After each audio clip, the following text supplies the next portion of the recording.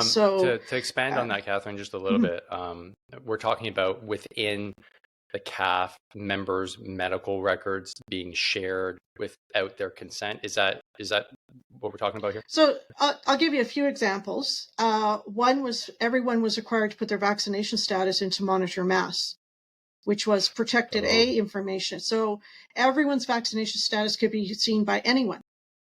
There was no security for that. That's medical information. That's not allowed to be disclosed. And when you open Monitor Mass, it outlines what the information is being collected for, but at no point does it say that the information collected there is going to be used against the member for remedial measures. They missed the spot. So that's one thing.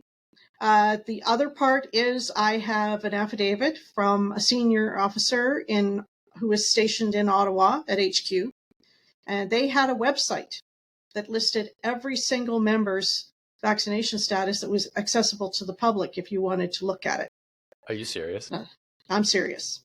And I had heard, and on the third thing, I had heard rumors of this. I now have a medic who is providing an affidavit. In Edmonton, they gave 1,000 people's medical files to members who had no business looking at anything in a medical file to make up vaccination cards. And they weren't just looking at their vaccination status. So if someone had mental health issues, had sexually transmitted diseases, had been treated for anything, or their family, that was exposed for 1,000 people at CFB Edmonton. That's a major privacy breach. Another one, I have a young female corporal. Her medical information regarding her pregnancy loss was posted in Monitor Mass, and she informed them that information should not be accessible to anyone. And they said, oh, yeah, that's terrible. And then the next day she had someone from a different unit check, and they could access that information, all of that personal gynecology information. So now tell me there's no privacy breaches, Mr. Beckendorf. So,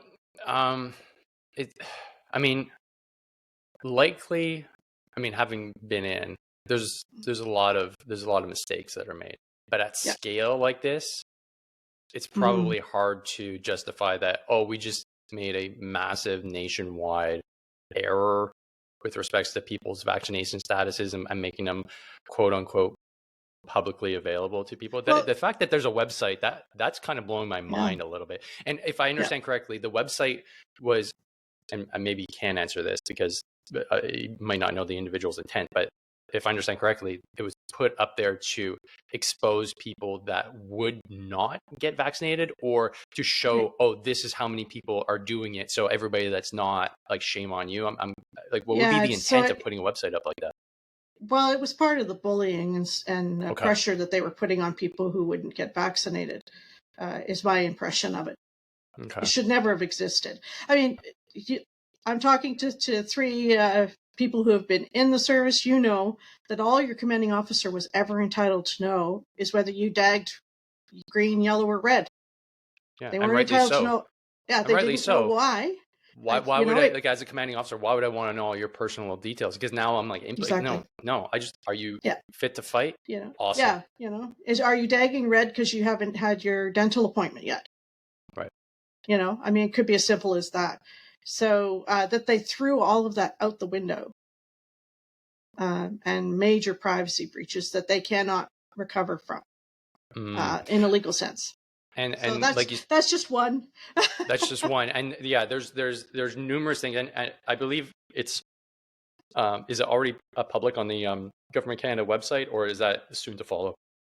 The statement of defense is not yet, because I haven't received a filed copy to know whether it's available online for that. The other side of this, of course, is that there's several hundred more coming in a second mass tort for the same thing. Oh boy. We call it Op Valor 2.0.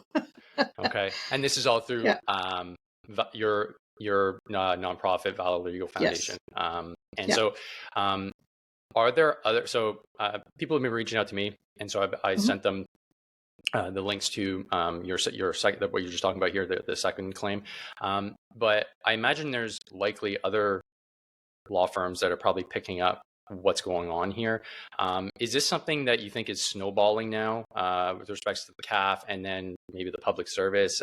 Could you speak to that if you can? Yeah, there might be someone out there trying to do the military one. I doubt it because we're up against the statute of limitations here. In early October, it's 2 years since the first directive.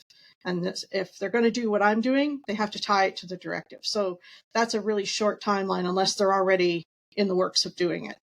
But I have been in touch with lawyers who intend to pursue cases similar to mine for public service employees and RCMP, and in particular public service employees who work for D&D, because they're under the same chain of command structure as members. So. All right. I'll probably have to reach out at some point. All right. Thanks for the update, Catherine. Much appreciated. So let's now move over to